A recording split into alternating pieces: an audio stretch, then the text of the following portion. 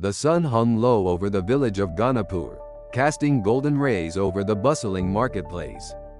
Vendors called out their wares. The scent of fresh spices filled the air, and the laughter of children rang through the square.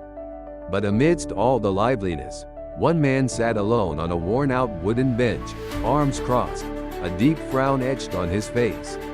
Raj had lived in Ghanapur for over 40 years, but he had never been known for his warmth. He was the man who always complained. If the weather was hot, he grumbled about the heat. If it rained, he cursed the mud. If children played near his house, he scolded them for being too loud. Over the years, people had learned to steer clear of him. As he sat brooding, a young woman passed by with her child. The boy, curious and full of life, pointed at Raj.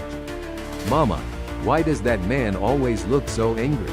The mother quickly shushed the child and pulled him away. Raj heard it, of course. He always heard, and he always found another reason to be annoyed. That same evening, as the village settled into a gentle hum of chatter and evening prayers, a traveler arrived at the square. He was unlike anyone the villagers had seen before. Clad in flowing robes of bright blue and gold, with a long white beard that reached his chest, he carried a wooden staff adorned with small bells that jingled softly with every step. The children were the first to notice him. Drawn to his lively presence, they gathered around as he chuckled, animatedly telling stories of distant lands. His laughter was infectious, filling the air like music. Raj watched from a distance, his frown deepening. "What nonsense is this?" he muttered under his breath. As if sensing Raj's gaze, the traveler turned. His warm brown eyes met Raj's, and with a grin, he made his way toward the bench.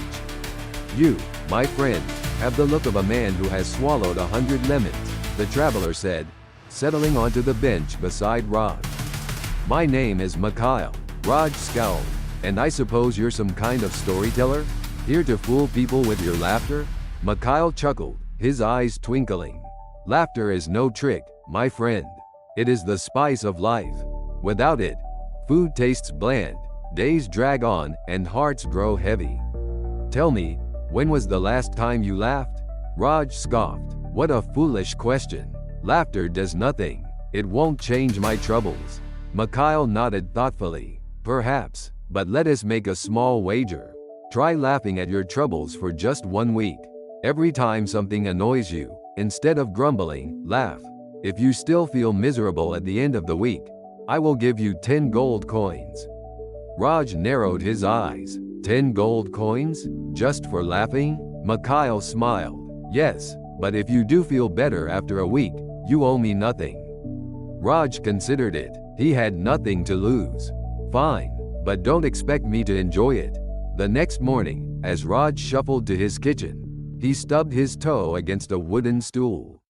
Pain shot up his leg, and he was about to unleash a stream of curses when he remembered Mikhail's challenge. With great effort, he forced out a chuckle. It sounded odd, like a rusty door creaking open. He felt ridiculous, but something strange happened. The more he thought about how ridiculous he sounded, the more he chuckled. Soon, he was laughing at a deep, hearty laugh, but something closer to amusement. And for the first time in years, his frustration didn't linger. Over the next few days, Raj found himself laughing more often. At first, it was forced, like when he tripped over a stray dog or when a mango fell straight onto his head at the marketplace. But then, something shifted. One afternoon, as he was carrying a bucket of water, a child ran past him, causing him to spill the entire bucket onto himself. The old Raj would have yelled, but instead, he stood there, dripping wet, and suddenly burst into laughter. A nearby villager saw him and chuckled. Another joined in.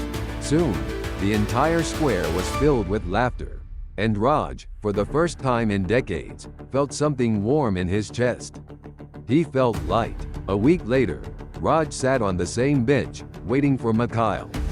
But he was no longer the grumbling man.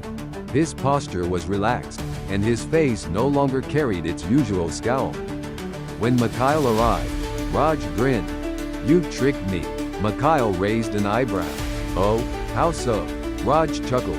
I laughed because of the bet, but somewhere along the way, I forgot about the gold coins. I didn't realize how much weight I had been carrying until I let it go. Mikhail nodded, smiling. Laughter does not remove our troubles, my friend. It changes how we see them. Raj sighed, looking around the village square. For the first time, he noticed the beauty of it, the way the sunlight kissed the clay rooftops, the melody of vendors calling out their wares, the playful giggles of children. The world had not changed, but he had. He turned to Mikhail. I don't need the gold coins, but I do owe you something. Mikhail leaned in. Then pass it on. Teach someone else how to laugh. And with that, the old traveler rose, his staff jingling as he walked away, leaving Raj with a heart much lighter than before. In the weeks that followed, the villagers noticed something extraordinary. Raj, the man who once repelled everyone with his complaints, was now the source of laughter in the village. He shared stories, played small pranks on children, and even joined in the evening celebrations. One evening, a young boy approached him. Uncle Raj, why do you laugh so much now? Raj smiled, ruffling the boy's hair. Because, my boy, life is too short to spend it frowning. And as the sun set over Ganapur, Raj's laughter blended with the evening breeze, a melody of change, hope, and newfound joy.